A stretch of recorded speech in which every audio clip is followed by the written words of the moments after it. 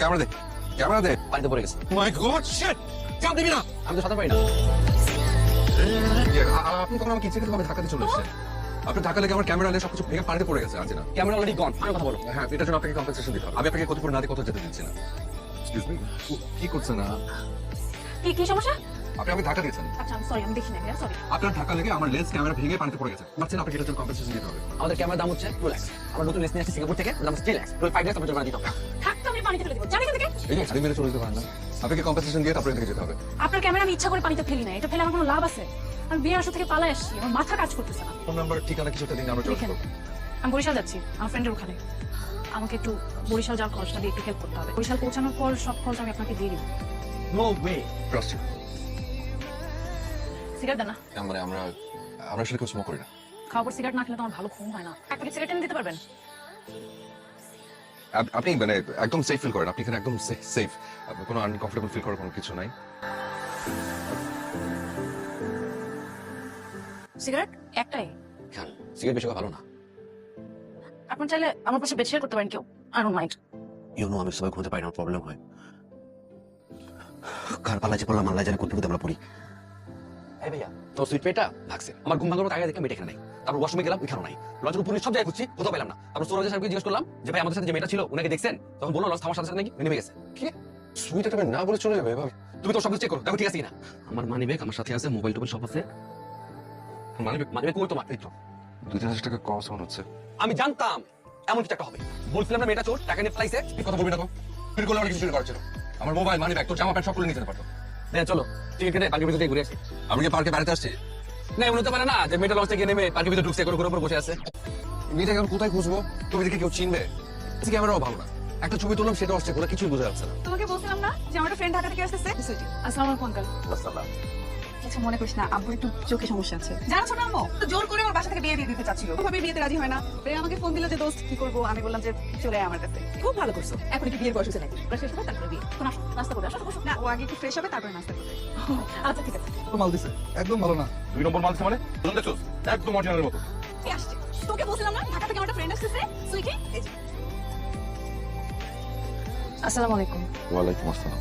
একটু ঝামেলা হয়েছে তাই ও রাত করে চলে আসছে। আমাদের বাসায় কিছুদিন থাকবে। তুমি কি মাইকিং পুরো এলাকায় নামাজ পড়বে? তোকে পরে বলবো না। ও বস কি কর?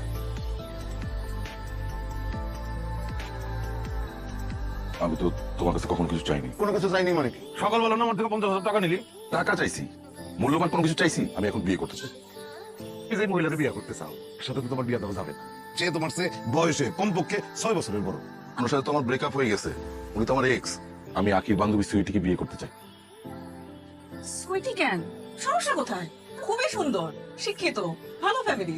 হ্যাঁ ছোট আম্মু, শি ইজ টু হট। কিন্তু সে কি তোমাকে বিয়ে করতে রাজি হবে? না হলে মেশিন টাকা দেবো না। আব্বু, মেশিন ঠেকানো যাবে না। আমি জোর করে ভালোবাসা আদায় করতে চাই না। বস আপনি কোনো চিন্তাই করেন না, আরে গাছের লোকে বাইন্দা এমন পিডামু এমনি আপনারা বিয়ে করতে রাজি হবো। কি কথা বল, তুই কোনো টেনশন করিস না, তুই আমাদের এখানে আসিস, রিল্যাক্স। আচ্ছা দোস্ত, তুই তো কোনো প্রেম করিস না, সিঙ্গেল। আঙ্কেল আন্টি যেখানে পছন্দ করছে সেখানে বিয়ে করলি না কেন? তো বিয়ে করতে কোনো সমস্যা নাই, কিন্তু বিয়ের জন্য যে লোকটাকে ঠিক করছে সে দেখতে এত অদ্ভুত।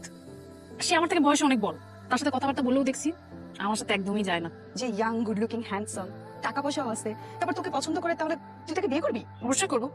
আমি তোর জন্য পাত্র পেয়ে গেছি। কে? ভাই নন ভাই, আমি তোকে পছন্দ করছে। না, একটা বিপদ থেকে বাঁচার জন্য আমি তোর কাছে আসলাম, তুই আমাকে আরো বড় একটা বিপদে ফেলার চেষ্টা করছিস? সিরিয়াসলি? জনফল 10 টাকা। আরে ইয়া কলস ও রকি ওই মেয়েটা, আরে এক্সকিউজ মি। চল আমরা বাড়ির ভিতরে যাই, গিয়ে মেয়েটাকে জিজ্ঞেস করবো যে আপনি আমাদের সাথে কেন এরকম করলেন, কেন না বলে চলে আসলেন? আমরা কি ওনাকে ফোর্স করেছি? বল। তুমি এখন কি মেয়েকে জিজ্ঞেস করতে যাবা? মেয়েটার সাথে সাথে বলবে ও সরি আমার ভুল হয়ে গিয়েছে, এই নিন আপনার টাকা। আরে brand please not buy please. তুমি দেখছো কত মানুষ, সবার কাছে আফসোস আছে। এখন আমরা যদি টাকা নিয়ে কোনো ঝামেলা করতে যাই, ওরা মেয়েটা আমাদের আটকে রেখে কথা করবে তখন। কিন্তু মেয়েটার সাথে কথা বলে তারপর যাবো। ভাইয়া তুমি তো লোভী ছিলে না? টাকা লোক কোথা থেকে আসো তোমার? ও তার মানে তোমার টাকার লোভ না, আর নারীর লোভ। ছি। ওকে, আমি না তোকে একটা থাপ্পড় দিব, আগের বার মতো অজ্ঞান হয়ে যাবি। শোনো সুইটি, তুমি ঘুরে পেঁচা কিছু বলতে চাই না, আমি তোমাকে সরাসরি একটা কথা বলতে চাই। আমাদের সবার খুব পছন্দ হয়েছে, নয়ন আমাদের একমাত্র ছেলে, সেও তোমাকে খুব পছন্দ করছে। আমরা চাই তোমাকে আমাদের নয়নের বউ করে রাখতে। আর আমার নয়নের মতো নম্র ভদ্র ছেলে তুমি করে বলে চলে বুঝতে পারো। যা, ওই ঠিক আছে ঢুকে যায়। সরি আব্বু, তুমি বলো। এই শান্তনায়ন তোমার এই সারাটা জীবন দেখা শোনা নাই। আমরা কি দেখে রাখবো, এত নিজেই টারা, আমরা তোরা দেখে রাখি।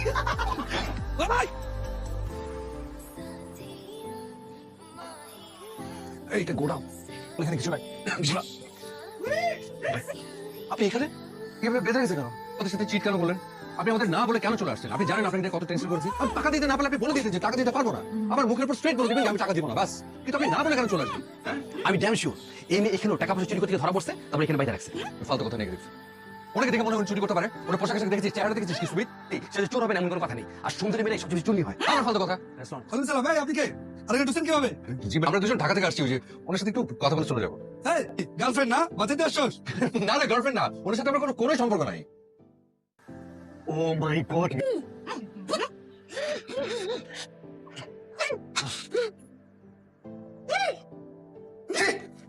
ভাই, হ্যাঁ না করে তুমি চোখে খুলতেছো? তুমি এখানে চিট কেন করলেন? ঢাকা থেকে বরিশাল পর্যন্ত আসছি, তার সাথে কি কি যে হচ্ছে আপনি সেটা জানেন? আমি আপনাদেরকে বলছিলাম বরিশালে আমার একটা ফ্রেন্ডের বাসায় আসতেছি। আমার ফ্রেন্ড আখির বাসা। আরো বড় একটা বিপদে পড়ে গেছি। এর যে ভাই, নাম নয়ন, বোন আমাকে বিয়ে করতে চায়, রাজি হচ্ছে না দেখে আমাকে এভাবে আটকায় রাখছে।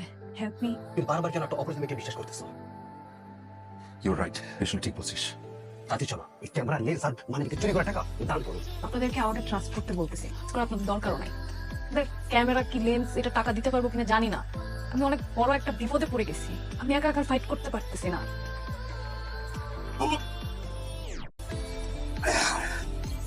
এই দুটো তো হটমাইয়ের লগে দেখা করতে এসে, মনে হয় এর বয়ফ্রেন্ড। বিশেষ করে আমি নামটা পর্যন্ত জানি না, আরো সম্ভব নয়। আমি একজন ফটোগ্রাফার। সদরঘাটে ওনার সাথে আমার ধাক্কা লেগে ওই আমার ক্যামেরা লেন্সটা পানিতে পড়ে যায়। উনি আমাকে প্রমিস করেছিলেন যে ওই বরিশালে এসে ওনার ফ্রেন্ডের কাছ থেকে টাকাটা নিয়ে উনি আমাকে ক্ষতিপূরণটা দেবেন। এই জন্য আমি আসছি। আঙ্কেল, আঙ্কেল বলাটা সত্য কথাই বলতেছে। সুন্দর।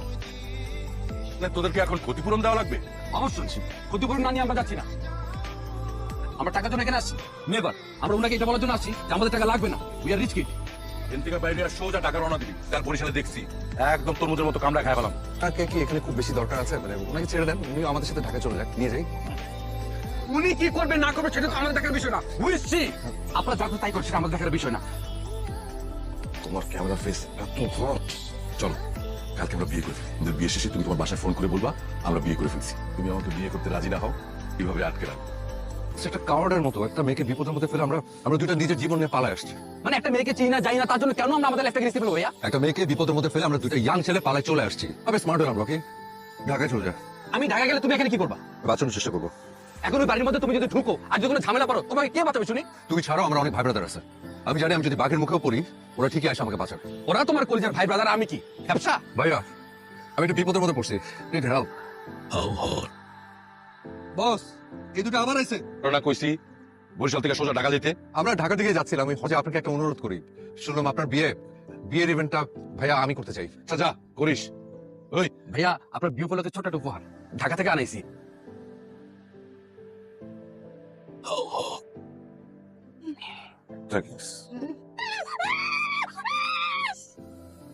কি রে, তুই আমার ইনজেকশন মারলি কে? এক্সকিউজ মি, ইনি তো? তুই আমার ইনজেকশন মারলি? ইঞ্জেকশন কাজ করছে না কেন? কি বলো তুমিও তো? দেখে আমার কেন?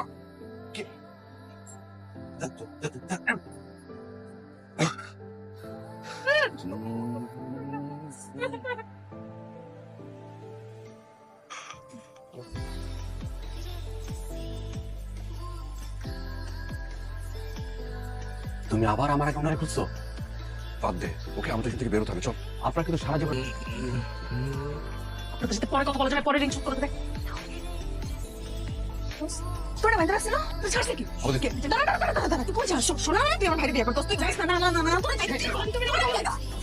দোস্ত প্লিজ, দোস্ত যাইস না দোস্ত, আমার ভাই তোর অনেক ভালোবাসে, বিশ্বাস। জেলাস?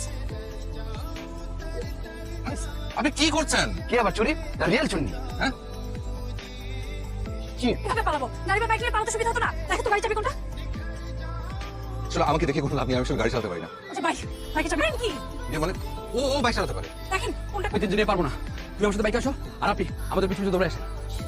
সুইট একটা মেয়েকে রেখে আমরা বাইকে করে চলে যাবো? হাতে দাও।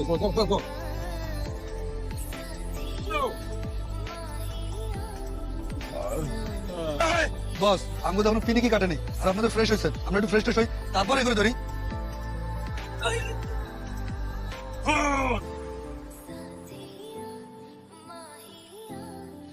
আমি ব্রাদার আপনার জুতার ফিতাটা খোলা। রকি গানা গালো নো রকি গো ব্যাক এগুলো ঝাঁটা করে দেবো। খালি এটাই আসল।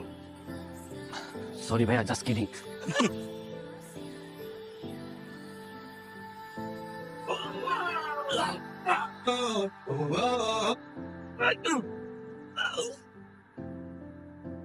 ওই গুদি বস গুলি তো আনে নাই এত বড় গানটা গুলি আনবি না। বস আপনি তো ব্রাশ করেনই টাইম দেন নাই আর গুলি আনবো কখন আপনি কি গুলি আনতে কইছেন বস মানুষ আপনার শক্তি বেশি আপনি যান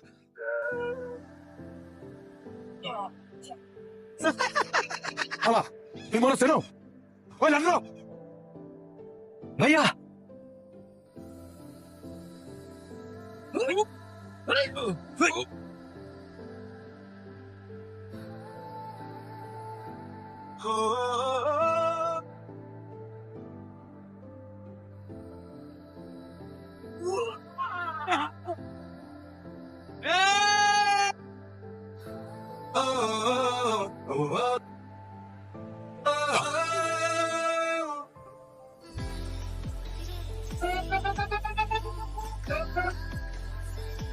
ঠিক আছে না আপনি?